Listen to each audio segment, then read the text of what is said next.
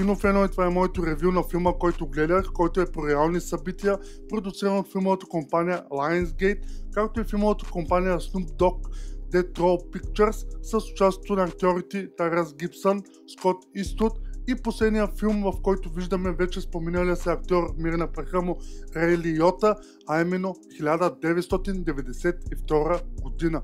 Жанра, под който се води филма, е екшън, драма и трилър. Времетраенето на филма е час и 40 минути, а в Rotten Tomatoes са му дали 80% гледаемост от публиката. Нека да ви разкажа за действието на самия филм.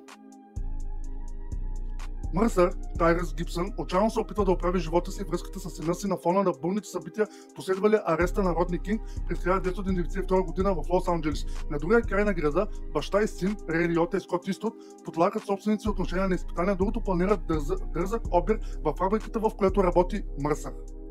Кинофенове, мога да кажа, че концепцията във филма 1992 е добре замислена, но самата история или поне сценария не беше достатъчно висока летва за успеха на това филмче. Той ще бъде харесан доста от обществото на цветнокожите хора, които силно подкрепят филми, направени и изиграни от техните братя, но в същото време, макар да съм на тяхна страна и филма пак да отбелязва реални събития за случката в Лос Анджелис, при която 4 полицаи са признати за невинни за жестокия побой на цветнокожия мъж Родни Кинг, който дори не е бил въоръжен през това време, и затова започналите бунтове по улиците, за да защитят своите права и омразата срещу тях.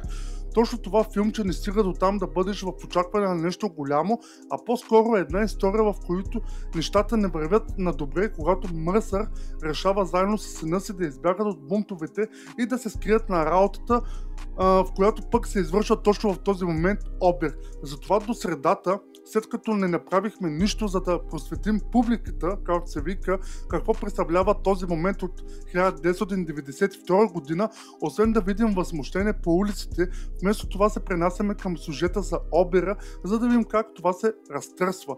Има криза на идентичността в сърцето на 1992 на Ариел Вромен. Една част от филма се занимава с сериозни проблеми на расизма и семейната дисфункция. Другата е почти комично приятна грабежна мелодрама. Виждаме наистина силни актьори, които за съжаление са въвлечени в тази поне за мен глупава история, която можеше да се фокусира повече за събитията, а не толкова за обира.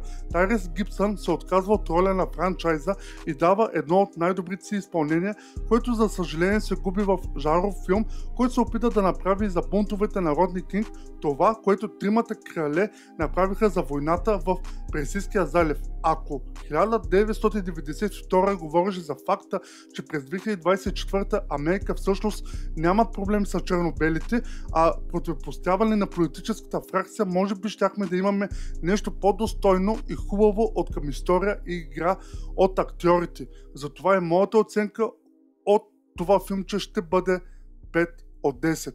За някой може би филмчето ще се хареса, за други може би не. Аз съм на кантар 50-50.